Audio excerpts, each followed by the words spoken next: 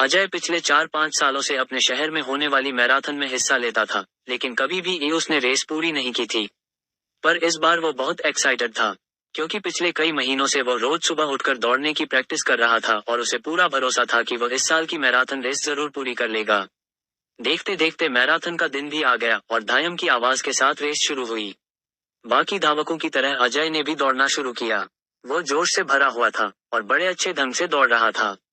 लेकिन आधी रेस पूरी करने के बाद अजय बिल्कुल थक गया और उसके जी में आया कि बस अब वहीं बैठ जाए। वो ऐसा सोच ही रहा था कि तभी उसने खुद को ललकारा, रुको मत अजय, आगे बढ़ते रहो। अगर तुम दौड़ नहीं सकते तो कम से कम जॉग करते हुए तो आगे बढ़ सकते हो, आगे बढ़ो। और अजय पहले की अपेक्षा धीमी गति से आगे बढ़ने लगा।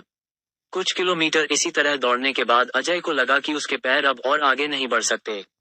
वो लड़खड़ाने लगा। अजय के अंदर विचार आया, अब बस और नहीं बढ़ सकता। लेकिन एक बार फिर अजय ने खुद को समझाया, रुको मत अजय, अगर तुम जॉग नहीं कर सकते तो क्या, कम से कम तुम चल तो सकते हो, चलते रहो। अजय अब जॉग करने की बजाय धीरे धीरे लक्ष्य की ओर बढ़ने लगा। बहुत से धावक अजय से आगे निकल चुके थे और जो पीछे थे वे भी अब आसानी से उसे पार कर रहे थे। अजय उन्हें आगे जाने देने के अलावा कुछ नहीं कर सकता था।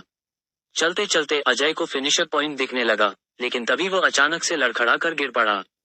उसके बाएं पैर की नसें खींच गई थीं। अब कुछ भी हो जाए मैं आगे नहीं बढ़ सकता, जमीन पर पड़े पड़े अजय के मन में ख्याल आया। लेकिन अगले पल ही वो जोर से चीखा, नहीं, आज चाहे जो हो जाए मैं ये रेस पूरी करके रहूंगा।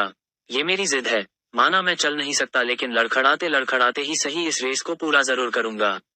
अजय ने साहस दिखाया और एक बार फिर असहनीय पीड़ा सहते हुए आगे बढ़ने लगा। और इस बार वो तब तक बढ़ता रहा जब तक उसने फिनिशर लाइन पार नहीं कर ली। और लाइन पार करते ही वो जमीन पर लेट गया।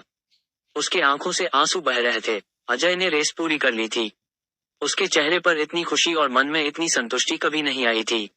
आज अजय ने अपने चलते रहने की जिद के कारण न सिर्फ एक रेस पूरी की थी, बल्कि जिंदगी की बाकी रेसों के लिए भी खुद को तैयार कर लिया था। जोर दोस्तों, चलते रहने की जिद हमें किसी भी मंजिल तक पहुंचा सकती है।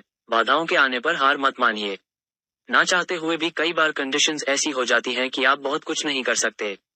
पर ऐसी कंडीशन को कुछ भी ना करने का एक्सक्यूज मत बनाइए।